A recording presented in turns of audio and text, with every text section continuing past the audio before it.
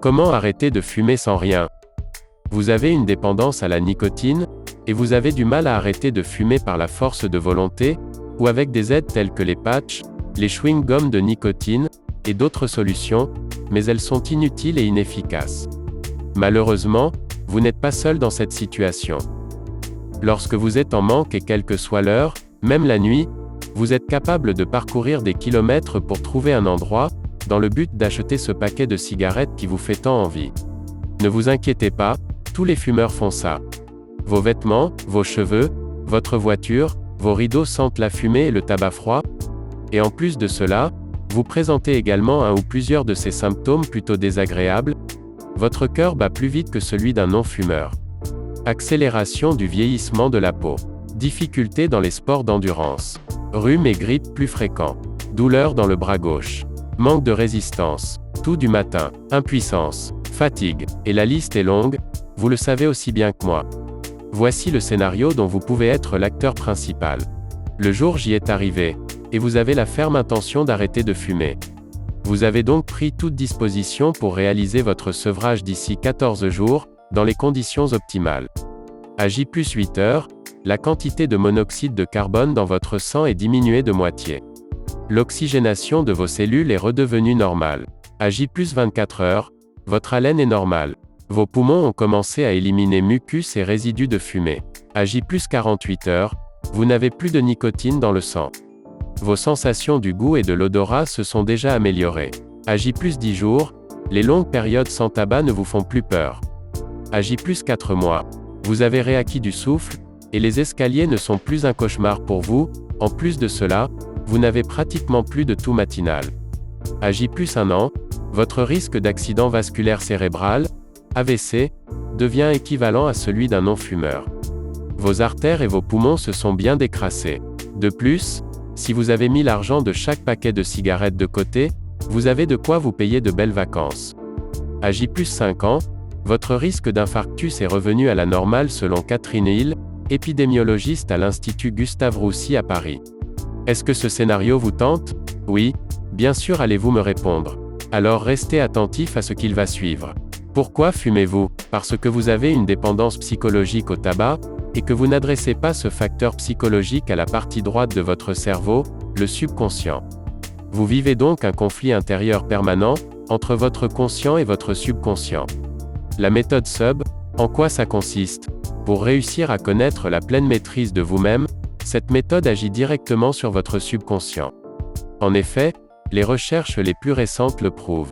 Cette force sur laquelle votre volonté n'a pas de prise, c'est votre subconscient, le grand maître de votre vie affective, de votre santé, de votre réussite et de vos addictions, dont celle au tabac.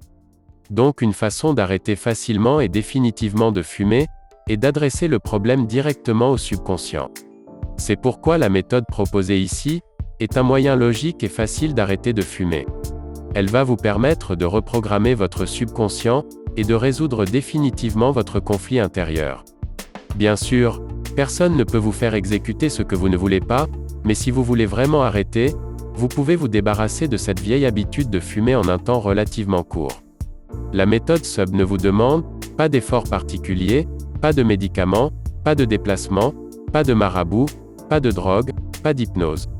Grâce à la méthode SUB, vous allez pouvoir diminuer, puis arrêter de fumer sans effort, une bonne fois pour toutes. D'où provient la méthode SUB? En 1951, le Dr Al Baker a commencé ses recherches sur les effets de la suggestion subliminale. Une des études du Dr Baker impliquait l'utilisation de suggestions subliminales, incorporées dans le système audio d'un des centres médicaux dans le Missouri. Ces recherches ont duré 7 mois, et ont produit des résultats spectaculaires. Les évanouissements dus à la peur des piqûres sont presque tombés à zéro, le nombre de personnes fumant dans les locaux du personnel a diminué de 79%, et les excès de mauvaise humeur dans la salle d'attente surpeuplée ont été réduits de presque 60%. Ces problèmes sont revenus à leurs niveaux antérieurs, quand les messages subliminaux ont été arrêtés à la fin de l'étude. Si vous le souhaitez vraiment, vous serez bientôt ex-fumeur. Le subliminal vous évitera de prendre du poids, d'être nerveux, de souffrir de manque. Le subliminal fonctionne aussi bien avec les fumeurs occasionnels, qu'avec les gros fumeurs. L'arrêt sera progressif, mais dans un temps relativement court. Ferez-vous partie de tous ceux qui ont arrêté de fumer, grâce à la méthode SUB? Le savez-vous? Un paquet de cigarettes représente environ 300 bouffées que vous inhalez.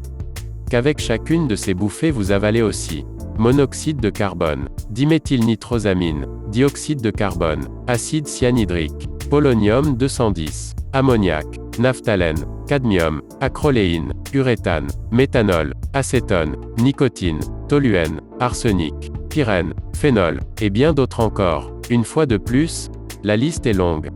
Des raisons d'arrêter de fumer? Pour votre santé tout simplement. Pour rallonger votre espérance de vie, respirer mieux, être plus en forme d'une manière générale. Parce que vous constatez de plus en plus les conséquences du tabagisme. Vous êtes esclave. En effet, trouver un bureau de tabac ouvert le dimanche est une mission délicate. Obligé de ressortir à 23 heures pour acheter des cigarettes, être obligé de fumer dehors en plein hiver. Pour votre portefeuille, à chaque fin du mois le bilan des dépenses est salé, c'est de l'argent qui part en fumée. Si vous ne fumiez pas, vous pourriez acheter tant de choses avec ces économies, faire plaisir à vos proches, prendre de belles vacances.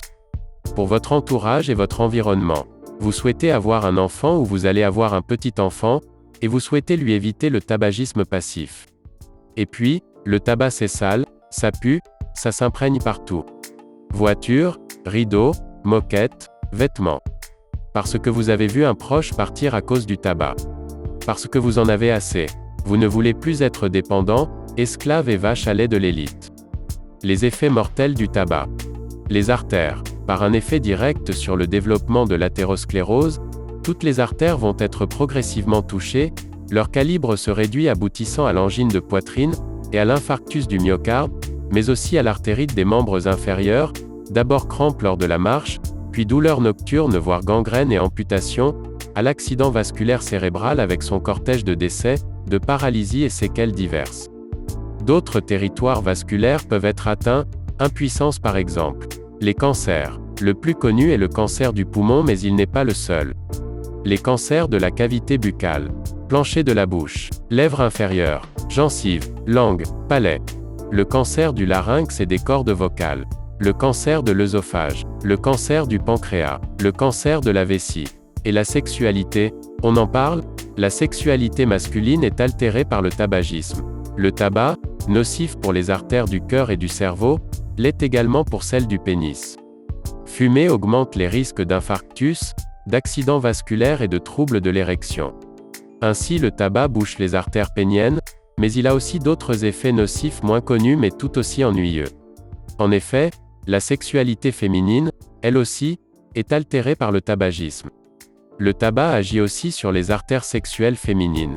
Si le pénis d'un fumeur est moins bien irrigué, ou risque même de ne plus l'être suffisamment pour obtenir une érection, la zone sexuelle féminine souffre aussi du tabagisme.